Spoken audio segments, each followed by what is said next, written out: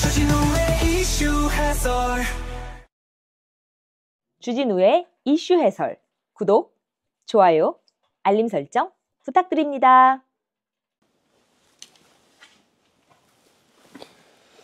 안녕하세요. 국민의힘 주진우 의원입니다. 연일 이재명 피고인에 대한 공직선거법 위반 사건, 대법원에서 속보가 쏟아지고 있습니다. 오늘은 어제 전원합의체에 회부한 이후에 바로 오후에 첫 번째 심리기일을 열었고요. 이틀 뒤인 바로 내일이죠. 24일에 다시 한번 전원합의체 심리기일을 지정했다는 보도가 있었습니다. 그러니까 제가 어제 영상 보신 분들은 아실 텐데 일주일에 2번 정도 심리기일을 여는 것은 이제 좀 더 신속히 하겠다는 뜻이죠. 윤석열 대통령 탄핵 재판에 있어서 헌법재판소가 일주일에 2번씩 재판을 열었던 것을 기억하실 겁니다. 근데 당시에는 증인에 대한 증인신문을 해야 되기 때문에 오히려 증인신문을 준비하는데 좀 시간이 필요하고 출석도 해야 되고 당시에는 또 수사도 받고 있는 상황이었기 때문에 사실은 헌법재판을 일주일에 2번 여는 것은 조금 기일 지정이 있어서 무리한 장면이었거든요. 근데 이 대법원 사건은 이재명 피고인이 출석할 의무가 없습니다. 변호인도 출석을 안 해요. 그냥 대법관들끼리 모여서 서류를 가지고 재판을 하는 겁니다. 그렇기 때문에 대법관들의 어떤 시간만 허락된다면 일주일에 3번, 4번을 여는 것도 가능합니다. 근데 왜 이렇게 이틀의 간극을 두냐면요.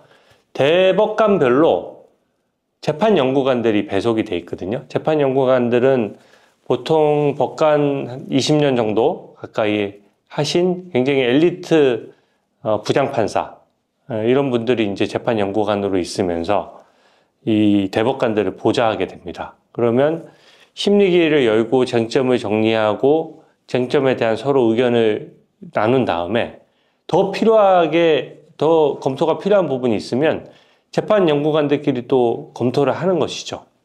그리고 각자 다시 기록이나 법리나 기존 판례 같은 거를 다시 검토하고 그 다시 검토된 내용을 토대로 논의를 해야 되기 때문에 이제 어제 심리기일을 첫 번째로 열고 바로 오늘이 아닌 하루 간극을 두고 목요일에 심리기일을 지정한 것입니다. 이게 심리기일을 빨리 지정하니까 민주당에서는 굉장히 격한 반응이 나오고 있습니다. 불안한 거죠. 그만큼 2심 무죄 선고에 대해서도 민주당도 자신이 없는 거예요. 만약에 진짜 무죄고 진짜 억울하면 빨리 무죄 확정해 주세요 해야 되지 않겠습니까? 근데 그걸 전혀 그렇게 하지 않고 자꾸 재판이 한참 뒤에 열릴 거다, 뭐 몇 개월은 걸릴 거다, 혹은 재판을 빨리 하면 안 된다, 뭐 이런 식의 얘기를 하는 게 굉장히 이율배반적이죠. 윤석열 대통령 탄핵 재판을 빨리 하라고 하면서 180일 기간인데도 뭐 하루 빨리 하라고 막 하면서 이 재판에 대해서는 자기들 재판은 천천히 하자. 그 법치주의가 제일 중요한 원칙이 평등과 균형이거든요. 똑같이 해야죠. 이 재판을 빨리 했으면 이재명 재판도 빨리 하는 게 상식적이지 않습니까? 근데 그런 것을 자기들도 좀 느낌이 싸한지 계속 재판을 늦춰야 된다는 과격한 발언들을 쏟아내고 있는 상황이고요. 우리 국민의힘 지지자 또 일부 국민들께서도 또 이렇게 걱정하시는 분들도 있어요. 이게 전원합의체가 빨리 열리는 것 보니까 무죄를 빨리 확정해줘서 이재명 피고인에게 날개를 달아주려고 하는 거 아니야? 근데 사실은 법원 판단이라는 것을 미리 예측해서 어떻게 100% 맞출 수 있겠습니까? 그렇지만 지금 단계는 어떤 단계냐면 심리만 하는 단계이지 대법관별로 자기가 이게 유죄다 무죄다라는 의견을 밝힌 단계가 아니에요. 그러니까 지금 단계는 적어도 뭐 예를 들어서 대법원장이 이재명 피고인을 봐주기 위해서 선고기일을 빨리 잡는다, 이런 말은 틀린 말입니다. 잘못된 말이에요. 대법원장이 혼자서 결정할 수 있는 문제가 아니거든요. 이것은 대법원장은 재판장처럼 어떤 선고기일이나 전원합의체 회부 이런 재판장으로서의 권한만 있는 것이고, 실제 이 심의를 거쳐서, 심리를 거쳐서 마지막에 결론을 내는 부분은 역시 헌법재판소처럼 마지막에 하는 거예요. 그러면 그때 이재명 피고인이 권순일 대법관 덕을 봐서 2심 유죄가 대법원에서 무죄로 바뀔 때도 어떻게 됐냐면 전원합의체로 해부된 다음에 한 달 만에 무죄로 바뀌었거든요. 그러니까 전원합의체에서 딱 심리기를 한 번만 열었습니다. 그만큼 대법관들이 모여서 심리기를 열 때는 각 재판연구관들이 어느 정도 자료 준비나 검토가 끝난 상태예요. 그래서 심리기를 열고 아마 그때는 그 첫 번째 심리기일에서 결론이 나온 거죠. 근데 이번에는 어제 그 심리기일에서 결론이 도출되지 않고 아마 쟁점 정리를 했을 것이고 내일 심리기일에서 뭔가 결론이 나거나 이게 더 논의할 필요성이 있으면 한 번 정도 더 기회를 열 여지는 있습니다. 바로 다음 주가 되겠죠. 이게 증거조사를 하는 게 아니기 때문에 대법원에서 심리기를 3번씩 여는 경우는 저는 본 적이 없거든요. 그때 이재명 피고인이 1심 유죄 벌금 300만 원이 친형 강제 입원에 대해서 관여 안 했다라는 부분으로 1심에서 벌금 300만 원 나왔던 것이 무죄로 바뀔 때까지 그 전원합의체 심리는 딱 한 번만 열렸다는 것을 보시면 제가 하는 말이 어떤 말인지 이해가 되실 겁니다. 딱 한 번만 열렸어요. 그리고 그 한 번으로 결론이 났던 것이고 7명의 그 대법관은 무죄라고 받고 5명은 유죄라고 받기 때문에 7대5로 좀 아슬아슬하죠. 7대5로 이재명 피고인에 대해서 그 당시 무죄 취지로 파기환송이 됐던 겁니다. 이번에도 마찬가지예요. 지금 심리기일 중간이기 때문에 뭐 봐주기 위해서 신속하게 한다. 혹은 반대로 민주당 주장처럼 뭔가 결론을 정해놓고 빨리 하는 거 아니냐. 이런 건 아닙니다. 결론은 안 정해진 거예요. 대법관들 12명 있는데 그분들의 어떤 법리적인 견해나 그런 것들을 12명은 어떻게 일일이 다 예측할 수 있겠습니까? 이거는 더더군다나 대법관 분들은 이 정치 성향을 거의 헌법재판관들보다 더 드러내지 않거든요. 다 중도에 가까운 분들이다 보니까 중도 보수로 분류하는 분들도 있고 중도로 분류하는 분들도 있지만 사안별로 뭔가 법리에 따라 이렇게 판단하는 분들이고 저는 2심 판결이 워낙 비상식적이었기 때문에 대법관들께서 보셨을 때는 저는 1심 재판부의 판결 내용이나 법리가 훨씬 더 알아듣기 쉽고 국민들도 이해하기 쉽고 기존 법리에도 맞다라는 생각이 들고요. 2심에서 이재명 피고인에 대해서 무죄를 선고했던 것은 법리도 너무 독특하고 저는 대국민 설득력을 갖기 어렵다라고 봅니다. 그래서 저는 대법원에서 뒤집힐 가능성이 높다라고 보는 것이고요. 대법원의 심리기일이 자주 잡히는 것에 대해서 전혀 뭐 답이 정해졌기 때문에 뭔가 봐주기 판결하는 거 아니야? 이렇게 의심할 필요는 저는 없다라고 생각합니다. 오히려 신속히 하는 것이 원칙이죠. 공직선거법이 강행 규정이거든요. 재판을 6월 26일 전에는 무조건 선고를 해야 되는데 그게 이미 지금 검찰에서 상고장이나 상고이호서 제출 기간들을 계속 줄여왔기 때문에 지금 대법원 입장에서는 더 빨리 결론을 내릴 수 있는 여건이 된 것이거든요. 그러면 결국 내일 심리기일이 끝나면 좀 있다가 선고기일이 지정이 되거나 아니면 한 번 정도 심리를 더 여는 경우가 있을 수 있다라고 생각합니다. 전원합의체에서 다룰 쟁점은 저는 크게 3가지입니다. 첫째 법리죠. 유죄냐 무죄냐 이게 제일 중요하죠. 그래서 뭐 그 사진을 확대한 것을 두고 조작했다라고 한 것을 어떻게 해석할 거냐. 일반 국민들 입장에서 보십시오. 사진이 조작됐다라고 하면 상대당에서 없었던 사실을 지어내서 모함하기 위해서 사진을 합성하거나 없었던 인물을 끼워 넣거나 해서 그 사진을 조작했다는 의미로 보통 쓰이거든요. 근데 이것은 누가 보더라도 사진을 확대한 거예요. 여러 명의 그 사진 앵글을 보면 이 4명만 찍은 것처럼 보여지는 것이 아니고요. 이게 단체 사진 중에 확대했구나 하는 느낌이 딱 듭니다. 그 해상도라든지 사진의 구도라든지 이런 부분들을 보면.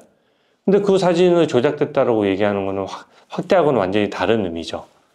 그리고 특히 백현동 옹벽 아파트는 너무나 오랫동안 지속적으로 거짓말을 했는데 그 부분을 단순한 의견 표명에 불과했다라고 해석하는 것은 저는 아무래도 법리적으로 무리가 있다라고 생각하고요.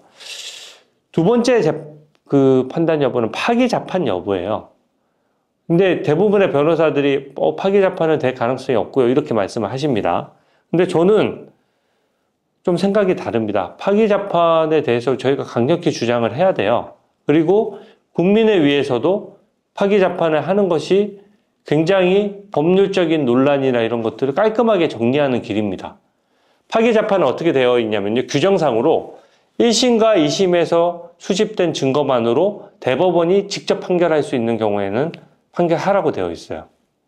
그러면 파기자판을 이때까지 과거에 대법원은 해왔습니다. 그런 기준에. 이 사건도 1심에서 2년 2개월, 2심에서 4개월 반을 끌었으니까 얼마나 기록이 두껍습니까? 이 두꺼운 기록에 더 조사할 게 뭐가 있나요? 사실상 공무원들을 다 불러봤지 않습니까? 그러니까 더 조사할 증거도 없고 1심과 2심의 증거관계에 대한 판단은 똑같았거든요. 사실관계도 똑같고 증거의 채택에 있어서도 서로 이견이 없었습니다. 그러면 사실관계를 확정하는 데 있어서 대법원이 거리낄 게 없는 것이죠. 다만 대법원이 파기자판을 안 했던 이유는 딱 하나입니다. 재판이 너무 많아서요. 이 사건이 너무 많으니까 파기자판까지 하면은 가뜩이나 사건이 밀려 있는데 더 밀리는 거예요. 그러니까 항소심에서 내려보내는 게 더 효율적이라고 판단을 했던 것이고요. 제가 이번 영상 초기에 딱 말씀드렸던 게 뭡니까? 이게 공직선거법 규정상 모든 사건에 우선적으로 결정 내리도록 아예 법에 명시가 돼 있잖아요. 이게 파기자판할 수 있는 어떤 명분이 되고 법적 근거가 되거든요. 모든 사건에 대해서 우선해서 할 수 있기 때문에 이 사건만 파기자판을 해서 다른 사건이 좀 미뤄지더라도 그게 공직선거법의 규정 취지인 것입니다. 그래서 파기자판 당연히 저는 가능하다라고 생각하고, 물론 저도 법조인인데 파기자판 수년간 없었던 거 제가 모르겠습니까?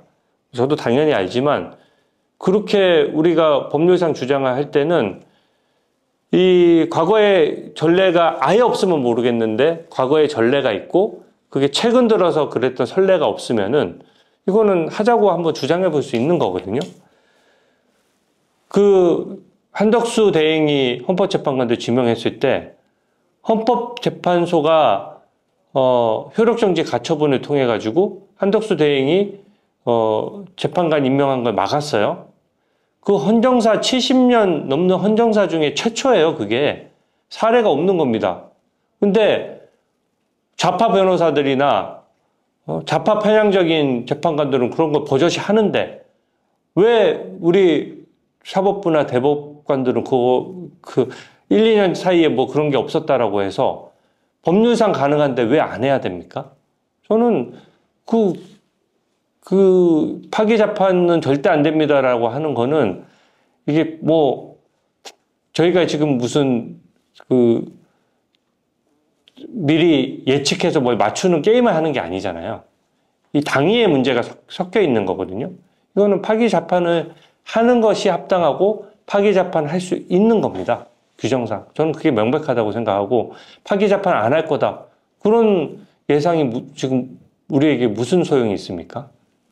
파기자판 안 할 가능성이 높다고 하더라도 파기자판을 해야 되는 저는 상황이라는 점을 강력히 주장해야 된다고 생각합니다. 왜 파기자판 해야 되냐? 유죄취지 파기환송을 하게 되면요. 대선 전에 서울고등법원에서 재판이 한두 번 열릴 겁니다. 그러면 거기 결론이 안 난 상태에서 유죄취지로 파기환송이 됐을 경우에 이게 뻔히 한두 달 뒤에는 유죄가 확정될 게 뻔한 거거든요. 근데 분명히 민주당은 어떻게 나오겠습니까? 뭐 유죄 취지 파기환송이 됐는데도 되게 뻔뻔하게 민주당 1급 체제니까 나는 무죄 추정이니까 아직 확정 안 됐으니까 나 대선에 나올 거야 해서 대선에 나오겠죠. 만에 하나 당선이 되면 온갖 더러운 소 다 쓸 거 아닙니까? 뭐 법도 바꾸고 난리치고 사법부도 압박하고 난리를 치겠죠. 원래 순리대로라고 하면 파기환송된 다음에 이 다음 재판도 멈추지 않고 계속 돼야 되거든요. 근데 그게 대선 결과가 나오고 나면 더 큰 혼란과 더 큰 국론 분열을 일으킬 수가 있잖아요. 그래서 헌법재판소도 그런 거 아닙니까? 우리나라 국익과 혼란을 막기 위해 가지고 대통령에 대해서 반대 신문권도 보장 안 해주고 이상하게 재판했잖아요. 그렇게 하면서 신속하게 했는데 왜 파기 재판에 대해서만 그렇게 절대 안 된다? 그런 건 없는 겁니다. 저는 파기 재판을 함으로써 유죄든 무죄든 딱 정확하게 결론을 내려줘야 된다고 생각하고요. 특히 이 대법관들이 파기 재판할지 여부도 대법관들이 표결하는 거예요. 12명의 대법관들 중에 다수가 파기 재판해야 될 사안이라고 판단하면 파기 재판하는 것이고요. 이게 이거 파기 재판은 도저히 안 될 사안이야 라고 하면 유죄 취지 파기 환송이 되는 겁니다. 그래서 유무죄에 대한 판단과 파기 재판 여부에 대한 판단이 둘 다 저는 대법원 결정문에 나와야 된다고 생각하고요. 만약에 유죄 취지로 파기 환송을 한다라고 가정하면 대법원은 대법원 차원에서 대통령이 당선되면 하던 재판은 멈추느냐 여기에 대한 답을 내놔야 돼요. 결정문에 딱 박혀야 됩니다. 그렇게 안 하면 서울 고법의 사건이 내려가서 유죄 취지로 파기환송이 내려왔다고 가정하면 유죄 취지로 판결문에 써야 되지 않습니까? 근데 대선이 끝났어요. 만에 하나 이재명이 대통령이 됐어요. 그러면 서울 고법재판부에 달린 거예요. 서울 고법재판부가 재판부로서 해석을 해서 이거는 재판이 계속 진행된다라고 봐야 돼 라고 하면 재판이 계속 진행돼서 대법원까지 올라갈 것이고요. 난 재판을 멈춰야 될 것 같아 하면 멈추게 되는 거거든요.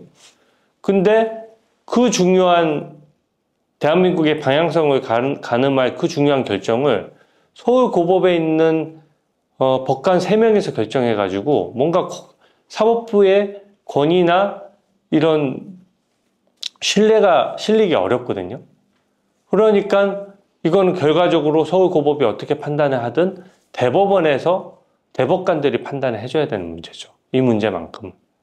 헌법의 중요한 해석 문제지 않습니까? 이 부분은 제가 그때도 말씀드렸다시피 헌법재판소하고는 상관없는 거예요. 헌법의 해석 문제이긴 하지만 이 재판이 멈추느냐 안 멈추느냐 하는 그 판결 진행은 오로지 사법부에서 해석하는 것이고요. 헌법재판소는 사법부의 판결에 대해서는 토를 달 수가 없는 겁니다. 그게 딱 헌법재판소 결정에도 나와 있어요. 그러니까 결과적으로 이 대통령이 되면 재판이 멈추느냐 안 멈추느냐 이 문제만큼은 결과적으로 무조건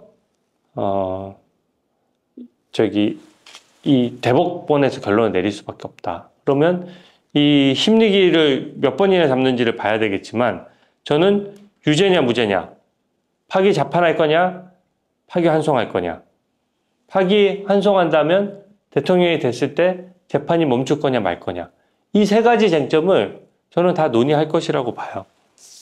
MBN 단독 보도가 있었습니다. 조희대 대법원장이 수개월 전부터 이재명 재판 중지를 검토해왔다. 당선 시에 재판이 멈추겠느냐 이런 거거든요.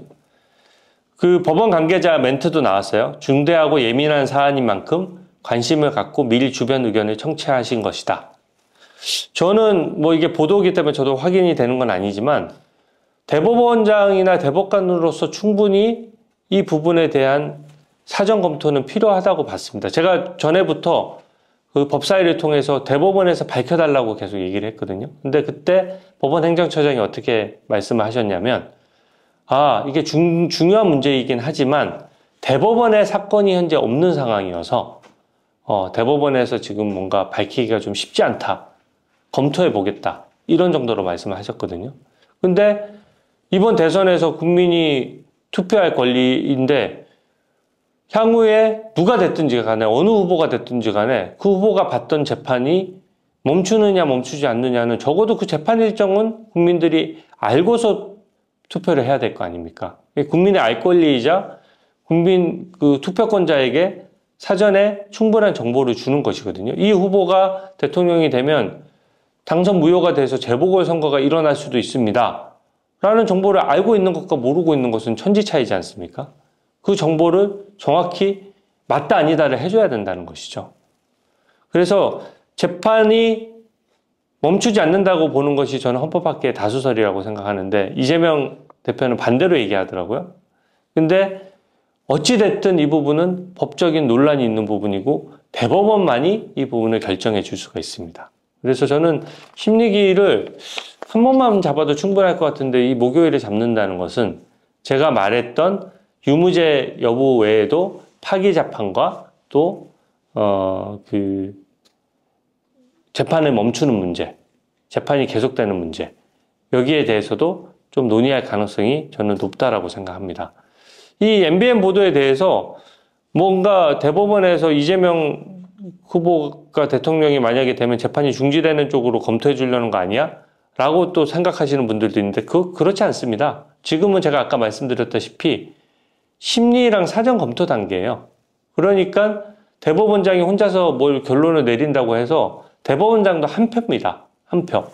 그래서 보통 어떻게 하냐면요. 말석 대법관들부터 쭉 나는 유죄인 것 같아, 무죄인 것 같아, 나는 파기 환송해야 될 것 같아, 파기 재판해야 될 것 같아, 재판은 멈춰 안 멈춰 이런 걸 의견들을 쭉 밝혀나가고 대법원장은 마지막에 밝히거든요.